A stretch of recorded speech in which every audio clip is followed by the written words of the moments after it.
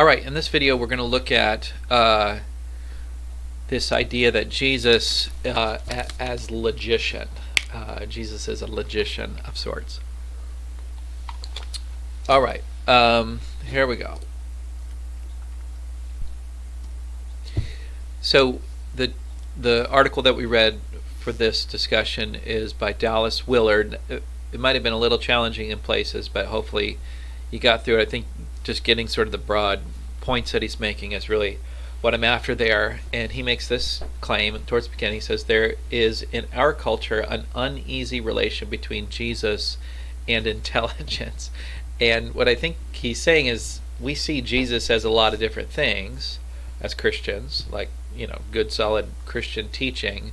We often, of course, we see him as a Savior and Lord, and sort of these theological categories for him. We see him as a moral guide, a moral teacher of sorts. But how often do we see him as a logic teacher? How often do we see him as someone who is a brilliant thinker, one in whom we should emulate? Right? So basically, and then what's extraordinary about that is that Jesus in his ministry, much of what he spent his time doing is teaching. Much of his time he spent making use of logic and displaying logic and displaying his intelligence and so on. And so we really have a sort of narrowed view of Jesus as a result of that. And that's what we want to sort of blow that up some and widen that. So the claim that we're making, of course, is that Jesus was a brilliant thinker, and then say a little bit about why I think that matters. So one distinction to make is that, of course, Jesus did not develop theories of logic. So Willard makes the point that he is very much like various thinkers throughout history, but not in the sense that he himself developed specific theories of logic or even a very explicit philosophical theory. Jesus was much more trying to develop a worldview, develop a way of life. Right? He preached the kingdom of God, which is one way to think of a way of life, or even a kind of worldview in some ways. So Jesus, the claim is not that he developed a specific theory of logic, as some logicians have done throughout the ages. It's rather that Jesus puts on a display, brilliantly using logic throughout his ministry. So not just sort of in the parts that you might think of, but sort of refuting others and so on. But Jesus is sort of constantly using sound logic that's worth taking a look at. And of course, to use logic well, one must be aware of logical principles. So the claim is that, and really, to be aware of logical principles is to have a level of intelligence right there. So to use logic well, he would have to be aware of logical principles. To be aware of logical principles requires that individual to be at a intellectual level that's worth taking note of. That's what we're saying about Jesus. Now, Jesus also, interestingly, Willard makes this point, and it's worth making, that it's not like Jesus sort of like says, here's an argument, now let's break down the argument and sort of like, emphasize all the logical principles and things like that. It's far more subtle than that, and in some ways it's far more powerful. In a way, right? He's not beating somebody over the head with his logic, right? He is putting it out there, and there's a way in which someone has to confront that, and this is a powerful moment, right? Because when it's sort of like this. Think of the formal debates that maybe you've seen some of these things. These happen a lot in apologetics, where a Christian or an atheist gets up there and sort of like they go after each other in debate. Well, very little actually happens for the Christian or the atheist in terms of them changing or revising their views at all. It seems to me I'm not sure of any case in which after a formal debate somebody has rejected their atheism or rejected their Christianity for that matter. Right? Jesus isn't really arguing that way. When you get beat over the head with something, you sort of say, I don't want any of that as much as the beating hurt or whatever. Right? Another way to say this is that Jesus isn't focused on winning the argument. He's focused on rather bringing understanding, sort of displaying wisdom in a way that a person can take it or leave it. And I think when we're approached that way, and it's true, right? It's a sort of like attractive offer, then we want it. And I think that's far more of the sort of ministry of logic that Jesus uses throughout. So let's look at a couple examples of this. These are two from Willard. Willard gives more than this, but these are actually very, very interesting. So in Luke 20:27 through 40, Jesus is focused on the Sadducees, or actually the Sadducees are sort of focused on him, and they are giving him challenges. There's a string of folks that give Jesus challenges, intellectual challenges, by the way. And here it is that Sadducees are giving him some challenges, and they give him an argument for him. We talked about this a little bit earlier in the semester, called a reductio ad absurdum. Or if you think of it this way, you're trying to reduce your opponent's view to an absurdity. And if it's an absurdity, of course, it should be rejected. And so the Sadducees and others there, other religious leaders, are giving Jesus a reductio. Sometimes this argument is just called a reductio, and it goes like this. If there's a resurrection, then it's possible a person could have 7 spouses. Well, how's that? Well, so think of the Jewish sorts of customs of what happens when, a person passes away, then that spouse goes to the nearest relative, right? And so imagine a family that's got 7 brothers. First one passes away, that spouse goes to the next one, that brother passes away, the spouse goes to the next one, and on and on, such that this wife has been married to all 7 brothers, and then they all die, and they find themselves in the resurrection. And the question is, basically, whose wife is this? But really, the question, it's meant to be sort of saying, this is crazy. What are you going to do with this? If this is crazy, then the resurrection's crazy and should be rejected, which of course the Sadducees do.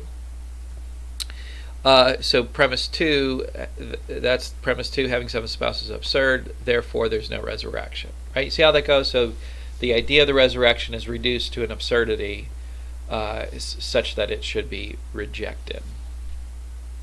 Now, Jesus' response, of course, is incredibly interesting. He's got a couple of responses. The first of which he says, basically, you don't understand heaven. you don't understand the resurrection. He says, those in the resurrection from the dead neither marry nor are given in marriage. So what Jesus has in effect done, if we look at this argument, is he's saying, no, it's not. Right? It's not the case that if there's a resurrection, then a person can have 7 wives, because a person is not given or neither marry from the dead, neither marry nor are given in marriage. So marriage as an institution is for this time. It's not for post-resurrection times. Simple rejection of the major assumption that the Sadducees are given, or it's their assumption that they're using to make the argument. Without that assumption, the argument just goes bye-bye. And so, in effect, what Jesus is saying is premise 1 is false, right? So it's a valid argument. It's just not sound because the premise 1 is false, and one shouldn't believe the conclusion because of its false premise. Now, his second response is even more interesting, I think. I mean, he's sort of like, he's already dismantled, he's already refuted the argument by logic, again, not by any other thing. He uses logic to say, this argument's no good. This is not a trap.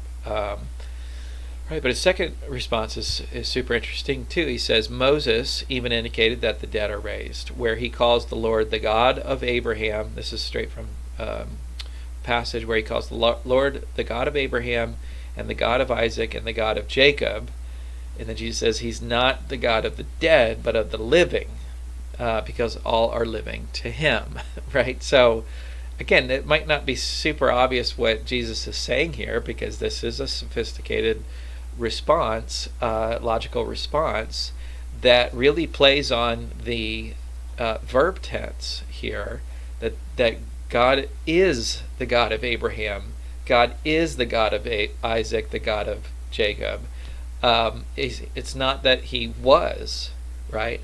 And so if he currently is the God of Abraham, the God of Isaac, the God of Jacob, then the Sadducees have a problem denying the resurrection, because that wouldn't make any logical sense, right? Why would it make any logical sense? Because a living God couldn't be in relation to a non-existent individuals, right? If God is the God of the living, a living God, then it would be to say that this sort of covenant relationship that he's in with Abraham, Isaac, and Jacob is current day, present tense, as Moses himself even said. So I think that it's a pretty good refutation, pretty good 1-2 punch of logic, and again, just very, very typical of the way in which Jesus handles himself when he's challenged in particular, but also just in his argumentation. Now, let me do a second example here that may not, it's a familiar verse, and it may be one that is in a sense too familiar to sort of catch it. This is Matthew 5:29 through 30. I've got it up here, and that says, if your right eye causes you to sin, gouge it out and throw it away. For it is better that you lose one of the parts of your body than for your whole body to be thrown into hell. Verse 30, and if your right hand causes you to sin, cut it off and throw it away. For it is better that you lose one of the parts of your body than for your whole body to go into hell. Now again, I've of course been familiar with that passage for a long time, and I've always sort of read it as, for a long time, I always read it as that what Jesus is saying is that, he's being very, very serious when it comes to sin, and saying that sin should be treated with a level of seriousness. Now again, I've always taken this as a kind of exaggeration, or what we call hyperbole, where he's exaggerating. He's saying it's as if you have cut off, if your hand causes you to stumble, then just go ahead and cut it off. Now he doesn't mean it literally that we should dismember ourselves, but he's just sort of calling us to a seriousness of sin that we're not used to. But Willard makes an interesting point. He says that part of what Jesus seems to be doing is following out a logical implication of the religious leaders that he's confronting, right? So if the religious leaders have this kind of gospel of works, then in other words, if it's all about our works and it's all about our perfection of works, then if our hand causes us to sin, then we really should cut it off. Now again, Jesus is not saying therefore cut off your hand. What he's saying is, notice this absurdity. This is another kind of reductio ad absurdum that Jesus is now giving to the religious leaders of the day, of saying, if you think you have to be perfect, well, you better cut off your hand and gouge out your eye, insofar as those are the things that are keeping you from being perfect. Because guess what? It's better to do that. It's better to be dismembered in various ways than to go to hell. And that's the point. Sorry, I thought somebody was coming in. Okay. But this is, of course, absurd, and so a gospel of works is false, or absurd. It's absurd itself, and therefore false. So Jesus gives this really interesting reductio ad absurdum here, it looks like, in Matthew 5. Now, what if, honestly, what difference would it make if we were to have in our minds, as we approach Scripture, as we approach our lives, to think of Jesus as the premier thinker of the human race? Seems to me that would make a huge difference for us, right? If we would take this seriously, that it's not just that Jesus was morally perfect, but he was in a way intellectually perfect as well. We should make him not only the Lord of our moral lives, we should make him the Lord of our intellectual lives as well. I think this has huge implications. One, of course, we have a more powerful witness, right? If all of a sudden logic, in other words, if we want to conduct ourselves like Jesus, then we need to get really good at logic and making arguments and engaging people thoughtfully and just the way Jesus did. And again, he doesn't beat people over the heads. He doesn't do the formal debate kind of thing. I'm not saying those things are wrong, but it's just not the way that Jesus does it. And what he seems to do is he engages people as they make challenges. He's able to handle himself, logically speaking, intellectually speaking. And so should you, right? And so should I. He's also able to, teach in such a way that there are these powerful and rich truths and the sort of wisdom that is captured in these interesting lines of thinking and uses of logic. I just think our witness will only be made more powerful. I don't think you get good at apologetics and logic and these sorts of things and worldview thinking and then go out and say, oh, that was useless. All that study is useless. Yeah, it's going to figure into almost every conversation you ever have from this day forward. I really honestly think that. You're gonna surprise yourself how good you're able to sort of say, hey, I know what's wrong with that. I can diagnose that. I can make an argument in response to that. And again, always with gentleness and respect, always with a kind of thoughtfulness and so on, I say. And that will be a powerful witness if we think like Jesus thought and sort of become intellectual in the way that Jesus was intellectual. Secondly, right, and this is Willard's point, is that there's a lot of talk in Christian education of integrating our faith with the areas of our lives. And here you go. Right, you will use logic for every area of your life, no matter if you're a mechanic or a PhD scholar of some area or other. You're going to be thinking through problem solving, and you use logic to do that. And so if we're learning logic and learning our sort of intellectual or getting good intellectually by being a disciple of Jesus in this way, again, mirroring the way in which we are wanting to be morally good by matching our lives and following after Jesus and being a disciple of Jesus in this way, we will sort of automatically integrate our faith into all areas of our life. And that's, I think, a powerful point that Willard makes, is to say this, in effect, invites Jesus into every area of our lives. And that leads us to the third one, is that Jesus really truly becomes the Lord of our lives in this way, is we've submitted to him not just our moral lives, we've submitted to him not just our spiritual lives, but our intellectual life, which means that he's Lord over all. Lord over all of our lives and the way in which we live. We would look to him as our master truly in all things, and that's pretty powerful. So anyway, that's a snapshot of this bigger picture that we've talked about throughout the course of the need for critical thought, the need of seeing that loving God with our minds means we need to develop the life of our minds and submit these areas of our lives to Jesus, to Jesus as Lord. And so I hope throughout the course you've seen this. I hope you don't take from this that we just have to be these sort of overly rationalized logic machines or something like that.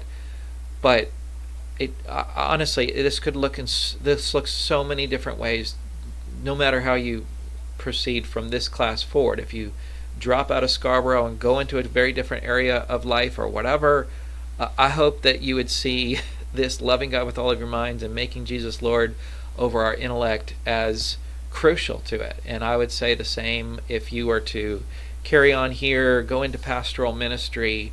I get so very excited about folks that have this mindset going into the pastorate. I mean, that's powerful, and I'm excited about that. And again, stay-at-home moms, or whatever, the mission field, teachers, professors, whatever it is that you guys end up going to. I just hope, and my prayer is that this material would be impactful on that journey. And so, and I'd love to be a part of it. So we may be done with the course, but we're definitely not done, full stop. And as you have needs, as you have questions, hit me up. I love that kind of stuff. So anyway, blessings to you guys. Be praying for you that you do well in the exam, and praying for you as you do well in your other classes as you finish out your semester. Love you.